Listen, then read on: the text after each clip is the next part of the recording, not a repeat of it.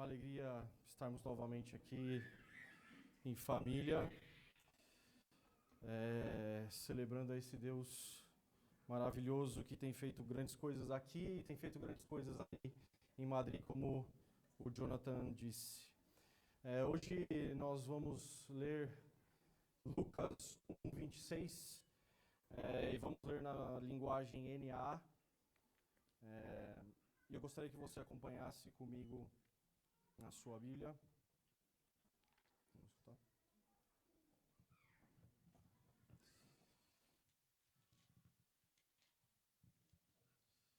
Lucas 1, do 26 ao 38.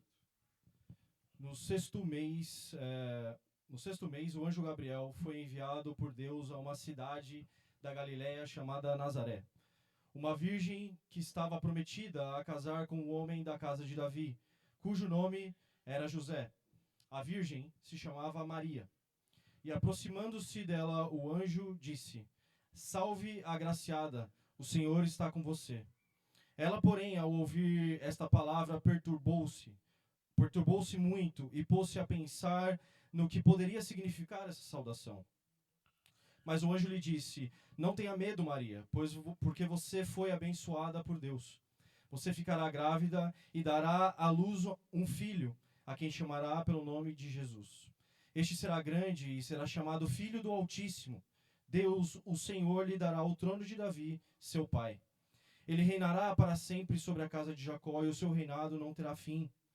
Então Maria disse ao anjo: Como será isso, se eu nunca tive relações com homem algum?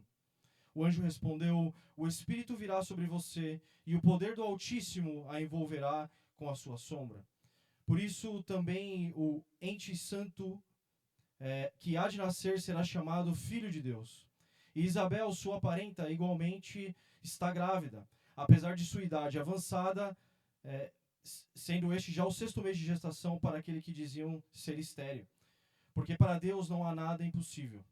Então Maria disse: Aqui está a serva do Senhor, que aconteça comigo o que você falou. E então o anjo foi embora. E essa é a palavra de Deus. Vamos orar mais uma vez?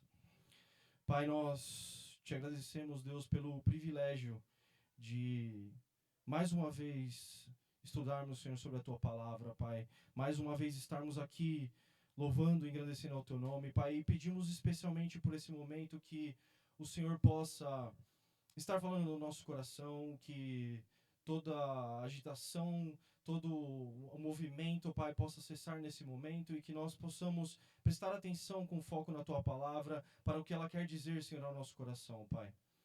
É isso que nós te pedimos nessa manhã, em nome de Jesus. Amém. Bom, para quem nos visita pela primeira ou segunda vez, eu me chamo Guilherme, faço parte da liderança aqui da Igreja Bíblica Urbana do Porto.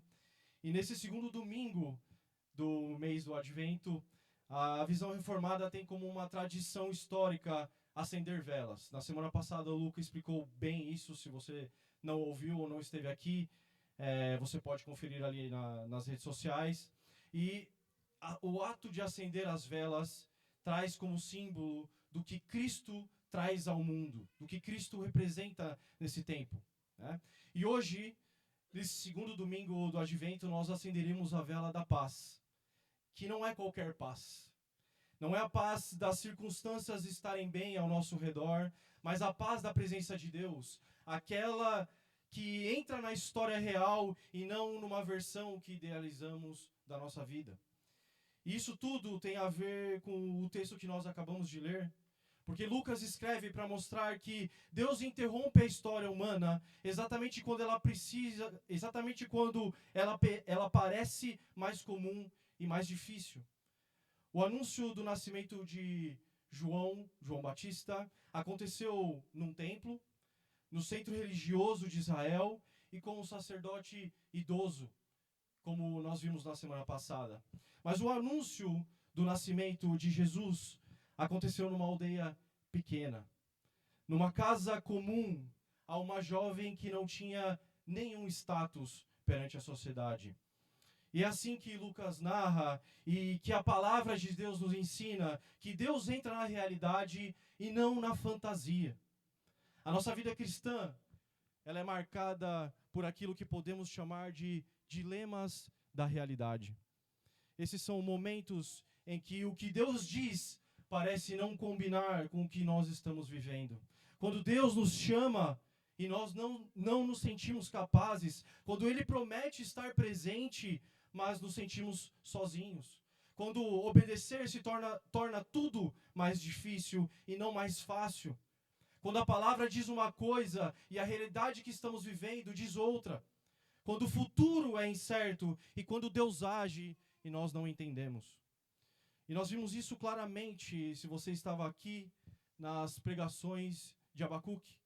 Ele não compreendia o que Deus estava fazendo, mas ele escolheu confiar. Uma confiança que não nasce das respostas que ele obtém quando ele ora, quando ele clama, mas da certeza do caráter do Deus a quem ele serve. E muitas vezes nós fazemos completamente o oposto disso. Nós tentamos interpretar Deus pelas circunstâncias que nós estamos vivendo ou que estão ao nosso redor e esquecemos que Ele está conosco mesmo quando nada faz sentido na nossa vida. E a verdade é que não existe uma vida cristã sem dilemas, mas existe uma maneira cristã e mais leve de atravessar esses problemas. Essa maneira é a mesma que o anjo Gabriel disse a Maria nesse texto: não temas, o Senhor é contigo. Então, se você se sente incapaz, o Senhor é contigo. Se você se sente sozinho, o Senhor é contigo. Se as tentações às vezes pesam para você, o Senhor é contigo. E se tudo parece confuso da situação que você tem vivido, o Senhor é contigo. E é nesse clima de dilemas, incertezas e realidades que parecem contrariar a fé que nós entramos no texto de hoje. Porque Maria viveu exatamente isso. Antes dela cantar o famoso canto de Maria, o Magnificat, antes dela ver qualquer promessa se cumprir, e até mesmo antes dela ver algo seguro aparecer à sua frente, Maria recebe uma palavra que parecia ser impossível. Um cenário completamente desconfortável, e ela se vê diante de um dilema que ela não tem como resolver. E é justamente ali, na realidade imperfeita, que Deus entra na história de Maria, que entra na história dela. Por isso, quando nós olhamos para esse texto, o nosso foco não é transformar Maria numa figura inalcançável.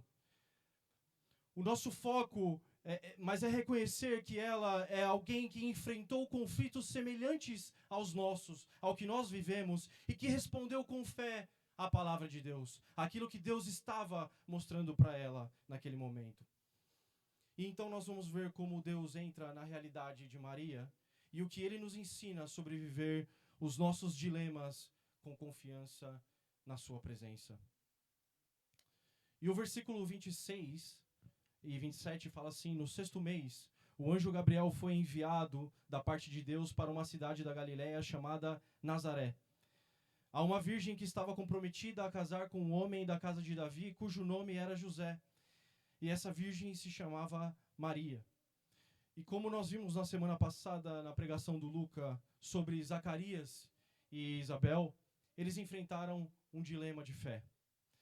E se engana que quem pensa que esse texto vem simplesmente por acaso depois da história de Zacarias, porque Lucas põe lado a lado a incredulidade de um sacerdote idoso com a fé de uma simples menina, jovem e virgem. O contraste que ele faz aqui nesses textos não é acidental, é simplesmente o modo como Deus escolhe cumprir as suas promessas. Deus não age conforme as nossas expectativas ou conforme o que nós esperamos. E isso é algo surpreendente, porque o homem mais bem preparado, se compararmos as duas histórias, ele não creu. E a pessoa mais improvável dessas duas histórias creu imediatamente no que Deus estava mostrando para ela. E a intenção de Lucas, ao colocar essas histórias lado a lado, é nos ensinar sobre a natureza da graça. Porque a graça não segue os padrões humanos. Não segue o que nós acreditamos que seria o correto. E eu não quero pregar o que o Luca disse na semana passada, mas se pegarmos o conteúdo dos dois textos, nós vamos ver que o anúncio a Zacarias aconteceu em um templo, num lugar santo, em pleno momento litúrgico. A Bíblia descreve ele como um sacerdote experiente e justo, e estava bem na capital religiosa. E Lucas agora nos apresenta o completo oposto. Maria vem de um vilarejo completamente desprezado e marginalizado, que é Nazaré. Ela está dentro de um contexto do cotidiano, na sua casa, no seu dia a dia, e é uma jovem menina pobre naquela cidade, descrita em um ambiente totalmente comum, talvez em ambientes onde nós estamos familiarizados. E a verdade é que a fé de Maria brilha no pano de fundo da incredulidade de Zacarias. Isso, meus irmãos, não é apenas um detalhe narrativo, é uma lição que nós aplicamos nos nossos dias hoje. Porque esse contraste nos ensina que Deus não está preso às nossas expectativas. Ele age no templo, mas também age na cozinha da casa, age no quarto, age em qualquer ambiente. Ele usa sacerdotes, mas também usa adolescentes pobres em situações marginalizadas. E Deus não segue uma lógica de mérito, de experiência, de posição ou status, ou até mesmo de prestígio. A graça não caminha por uma estrada de merecimento.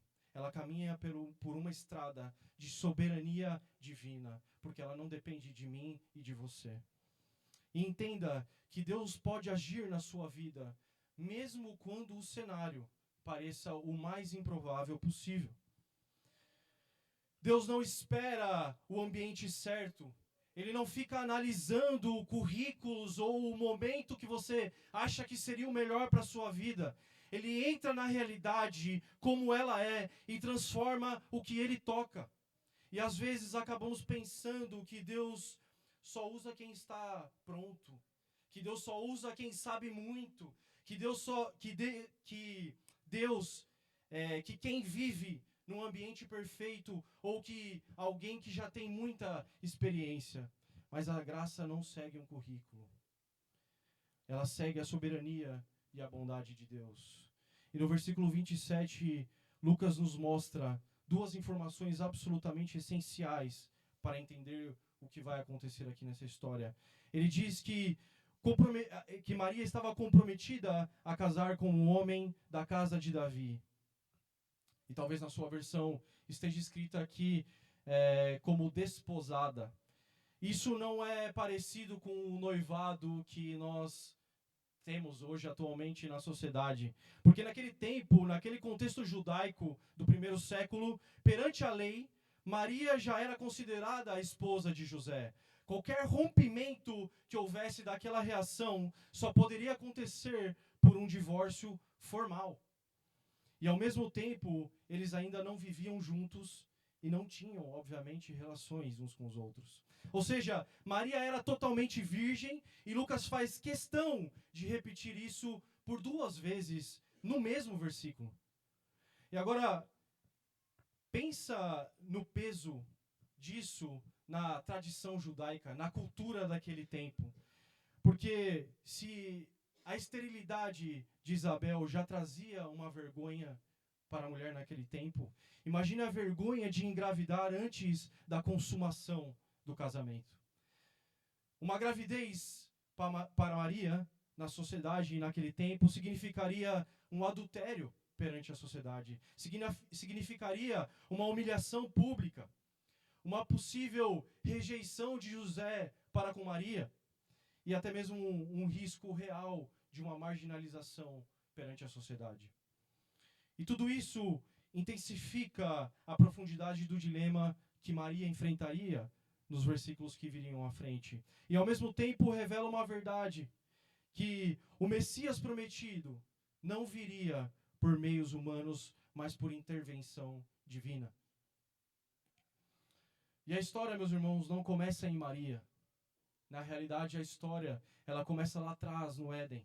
em Gênesis 3. A chegada de Jesus não é um improviso de Deus, não é uma virada de última hora, porque Deus se esqueceu que a história estava caminhando para um fim. É a linha mestra da história da redenção de Cristo Jesus. E como eu disse, tudo começou lá atrás.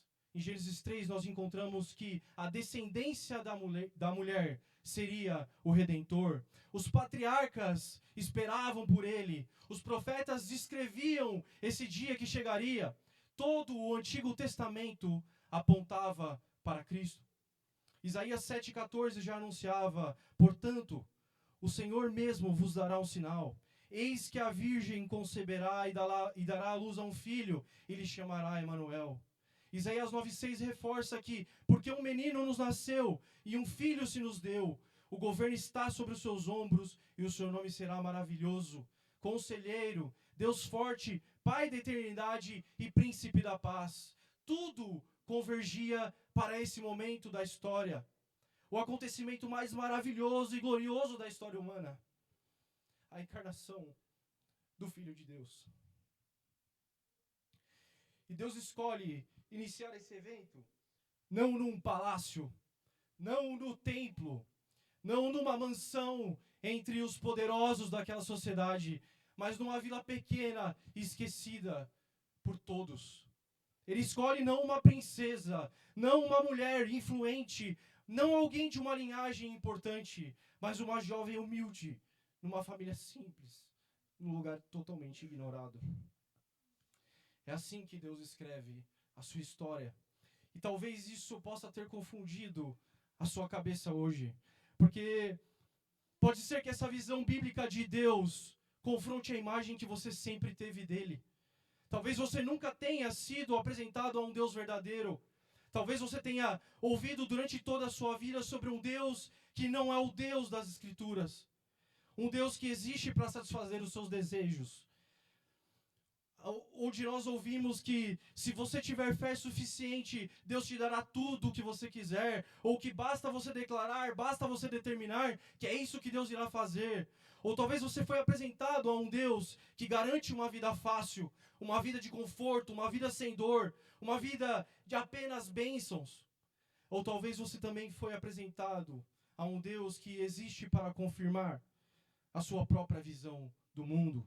Ele concorda em tudo o que você pensa. Ele nunca te confronta. Ele apenas valida os seus pensamentos e os seus desejos. Mas essa visão ela é completamente desfeita aqui neste capítulo 1 de Lucas. Porque quando Deus entra na história de Maria, Ele não vem cumprir os sonhos dela. Porque imagina na cabeça daquela jovem, os planos, tudo que ela estava fazendo a nível futuro. Deus ele vem para cumprir os propósitos eternos dele. E não importa se eu ou você planejamos a nossa vida durante 10 anos. Se Deus quer cumprir o propósito dele, ele irá cumprir. E é exatamente isso que essa saudação do anjo Gabriel revela. O modo como ele fala com Maria já desmonta qualquer visão distorcida de quem Deus é e de como Ele age. Porque o versículo 28 fala: salve agraciada, o Senhor está com você. E deixa eu te dizer que esse é um dos versículos mais mal interpretados da história na igreja. Porque daqui veio a frase Ave Maria cheia de graça. Com certeza você já ouviu isso. Mas o texto não está dizendo que Maria possui graça. A palavra grega no original aqui do agraciada, que eu não faço ideia de como pronunciar porque eu não sou perito em grego, mas essa palavra ela significa alcançada pela graça, alguém que foi alvo do favor de Deus, alguém que recebeu essa graça e transborda através da sua vida. Maria não é a fonte de graça, mas ela é a recipiente dessa graça de Deus. O que basicamente Gabriel estava dizendo aqui é que Maria, Deus te alcançou, Ele colocou o favor sobre a sua vida. O que Ele vai fazer não nasce de você, mas nasce dEle. Isso nos ajuda a compreender por que Maria ficou perplexa naquele momento. O texto nos diz que ao ouvir essas palavras ela ficou muito perturbada. E eu consigo imaginar, como eu disse, e talvez você também consiga imaginar a cabeça de uma jovem menina, muito possivelmente uma adolescente ouvindo aquilo e tentando juntar todas as peças. Como eu, uma adolescente pobre, vivendo no meio do nada, posso ser alvo do favor de Deus? A perplexidade dela vem porque a graça e a realidade não combinam.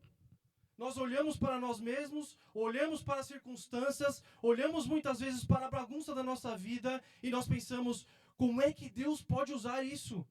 Como é que Deus pode usar alguém como eu? E talvez isso possa falar diretamente ao coração de algumas pessoas aqui. E eu digo especialmente a você, jovem e adolescente. Alguns de vocês, às vezes, podem chegar aqui e olham para tudo que nós fazemos no momento de culto e pensar que isso aqui é mais para os adultos. Eu ainda não tenho muito a ver com o que está sendo feito aqui. E se por acaso você pensa assim, você está enganado. Porque a história de Maria nos mostra exatamente ao contrário. Deus pode usar a sua vida. Você também é alvo da graça de Deus. Você também faz parte da história que Deus está escrevendo. Não porque você é especial, não porque você faz tudo certo, ou porque você conhece muito, não porque você já tenha tudo resolvido na sua vida, mas porque Deus é um Deus de graça. E a graça não escolhe idade, não escolhe currículos, ela escolhe pessoas.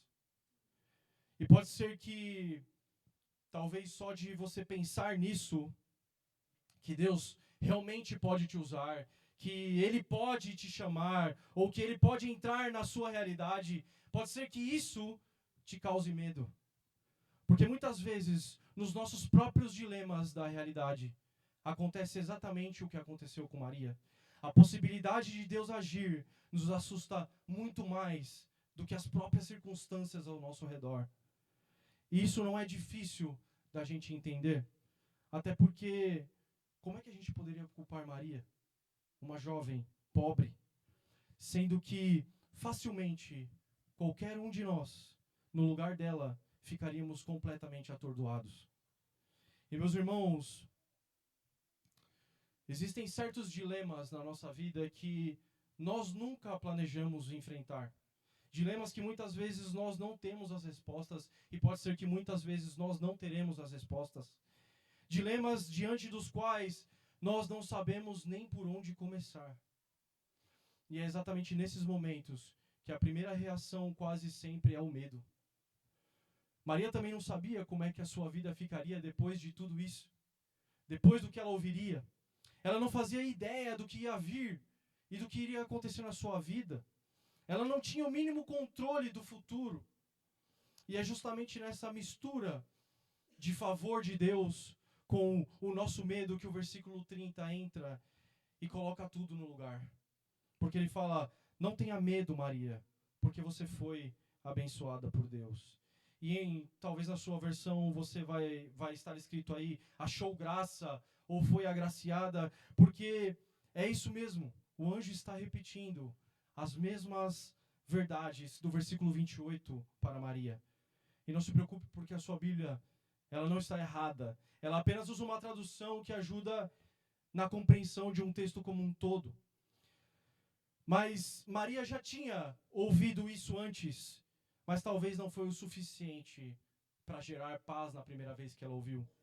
Gerou medo, gerou confusão. Então o anjo repete exatamente a mesma verdade para ela. E não é de maneira acidental, é justamente para tirar Maria desse estado de atordoamento e levar ela a confiar no que Deus vai fazer através dela na história. Sproul diria que Deus nunca exige fé sem oferecer graça.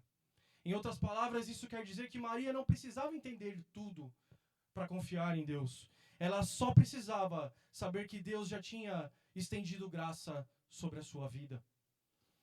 E até esse momento, Maria, até aqui, até o versículo 30, ela não sabia o que iria acontecer na sua vida. Ela sabe que Deus está com ela, mas não sabe de fato o que Deus vai fazer na sua vida. E é justamente agora, a partir do versículo 31, que o dilema é apresentado a Maria. Porque o texto nos diz assim, Maria, você ficará grávida e dará à luz um filho, a quem chamará pelo nome de Jesus. Este será grande e será chamado Filho do Altíssimo. Deus, o Senhor, lhe dará o trono de Davi, seu pai, e ele reinará para sempre sobre a casa de Jacó, e o seu reinado não terá fim. Quando Maria ouviu isso, ela entendeu que Deus não estava falando de algo pequeno. Não se trata apenas de um bebê que Deus está agraciando uma mulher estéril, como é o caso de Isabel. Como nós vimos na semana passada, é o Messias, é o rei prometido desde Davi, é o Filho do Altíssimo, cujo nome significa o Senhor salva. Maria está diante desse dilema. O que Deus anuncia a ela não se encaixa na sua vida. Ela é virgem, mas Deus diz que ela ficará grávida. Ela é pobre, mas Deus diz que ela vai carregar o Rei Eterno. Ela vem de uma cidade pequena, mas Deus diz que ela vai gerar um filho do Altíssimo. Ela é completamente desconhecida, mas Deus diz que vai mudar a história através do filho que virá de dentro do ventre dela. Nada e absolutamente nada combina com a realidade de Maria naquela situação. Deus está dizendo algo que ultrapassa o que Maria consegue visualizar aos seus olhos.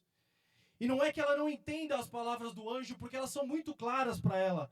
Mas ela simplesmente não consegue entender como é que aquilo pode acontecer na sua vida. E a pergunta mais honesta que ela poderia fazer é o que ela faz. No texto que ela pergunta assim, como é que isso pode acontecer? Se eu nunca tive relações com nenhum homem.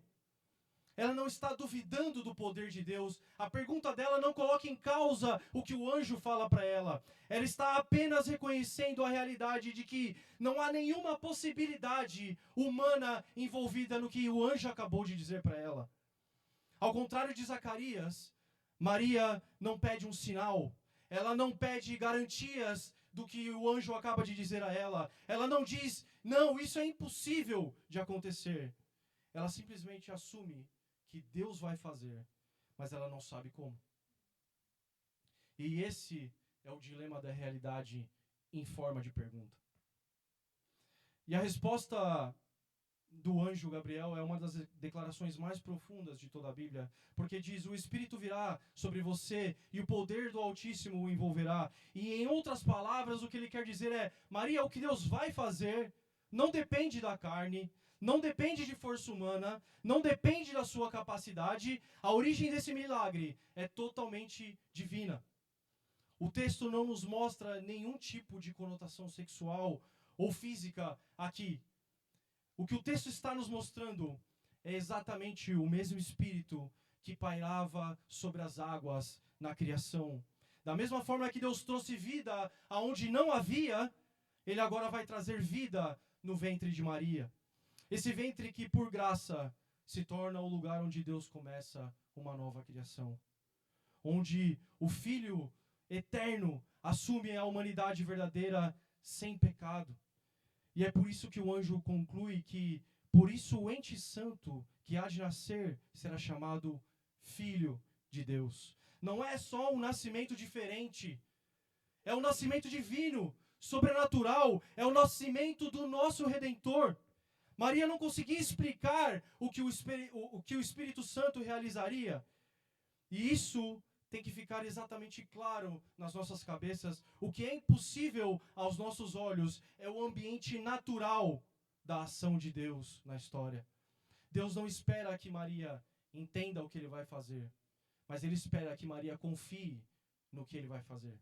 E a obra não depende dela, depende única e exclusivamente de Deus. E talvez nesse momento, dentro da cabeça de Maria, estava passando um turbilhão de emoções e pensamentos. Mas o anjo faz questão de encorajar ela nos versículos 36 e 37, dizendo, Isabel, sua parenta, igualmente está grávida. Se você não estava aqui na semana passada, Isabel era estéril. E o anjo está encorajando ela a crer naquilo que ele está falando. Isabel, sua parenta, igualmente está grávida. E apesar de sua idade avançada, sendo este já o 6º mês de gestação para aquela que diziam ser estéril. Porque para Deus, nada é impossível. Isabel é uma das tantas evidências vivas de que Deus não está preso às nossas limitações humanas. Aquela mulher que era chamada de estéril e conhecida publicamente a sua incapacidade, agora está grávida. E se Deus pode abrir o ventre de uma mulher estéril, Ele também pode agir no ventre de uma mulher virgem. E o versículo 37 fala, porque para Deus nada é impossível. Mas essa frase, muitas vezes é usada num contexto incorreto. Porque essa frase não é um slogan motivacional. Essa frase não é um convite a você sonhar grande. Essa frase não é sobre o Deus que realiza os seus desejos. É uma declaração sobre a fidelidade de Deus ao próprio plano redentor. O impossível aqui é Deus tornar homem. É Deus se tornar homem. O impossível aqui é o Cristo entrar no tempo. O Santo de Deus nascer através de uma virgem. O impossível aqui é Deus iniciar a redenção do mundo através do ventre de uma pobre jovem e humilde. E depois de ouvir tudo isso, Maria responde com uma das declarações mais belas de fé de toda a Bíblia. Aqui está a serva do Senhor, que se cumpra em mim conforme a tua palavra. Maria está dizendo, eu não entendo tudo, Deus, mas eu confio em ti. Eu não tenho o controle da situação, mas eu me rendo à sua soberania. Não é sobre a minha história, mas sobre a história de Deus em mim. E Maria não aceita somente porque ao ouvir tudo isso a sua vida ficou mais fácil. Ela não se rende porque entendeu todos os detalhes do que Deus iria fazer na sua vida. Ela se entrega porque confia no caráter soberano de Deus. E essa é uma marca de uma fé verdadeira. Nós não precisamos compreender tudo que Deus está fazendo na nossa vida. Nós só precisamos confiar no Deus que governa todas as coisas. O dilema de Maria, depois disso, não desapareceu. Ela ainda enfrentaria os olhares, as suspeitas, as dúvidas e riscos reais sobre o que aconteceria com ela. Mas agora ela tinha uma certeza, a certeza de que Deus estaria com ela em todos os momentos. E é nesse ato de rendição de Maria, mais à frente, que ela canta uma canção ao Senhor. E essa canção nasce entre o medo e a fé de uma jovem. Ela canta porque Deus entrou na história dela e vai mudar por completo. A beleza desse cântico de Maria é que ele não é fruto de um controle.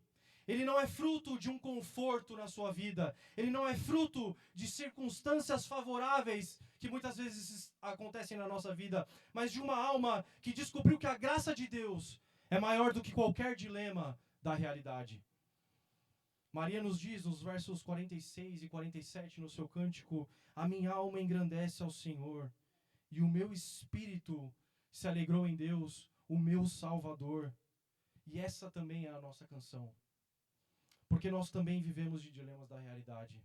Nós também enfrentamos dias em que o que Deus diz parece não combinar com a nossa realidade que estamos vivendo. Nós também caminhamos pela vida sem entender como certas coisas acontecem durante o tempo e durante a história. Mas, meu irmão, você pode confiar. Você pode descansar. E você pode adorar, porque o mesmo Deus que entrou na história de Maria é o Deus que entra na minha e na sua vida. Quando nós olhamos para a história de Maria, para o dilema que ela enfrentou, tudo isso nos conduz a um único ponto. O centro do advento não é Maria. O centro do advento é Jesus Cristo. A história não é sobre a grandeza da fé de Maria, mas sobre a grandeza do Deus que a alcançou. Não é sobre a força de uma jovem, mas sobre a força de um Deus que entrou no ventre dela. Não é sobre a capacidade humana de compreender os mistérios da vida, mas sobre o Deus que se revela mesmo quando nós não entendemos. E é por isso que essa história hoje nos traz paz. Não porque ela resolve, não porque essa história resolve os nossos dilemas, mas porque ela aponta aquele que atravessa esses dilemas conosco. A paz que nós celebramos nesse segundo domingo de advento não é uma sensação, não é um estado emocional. A paz do advento tem um nome, é Jesus Cristo, o príncipe da paz.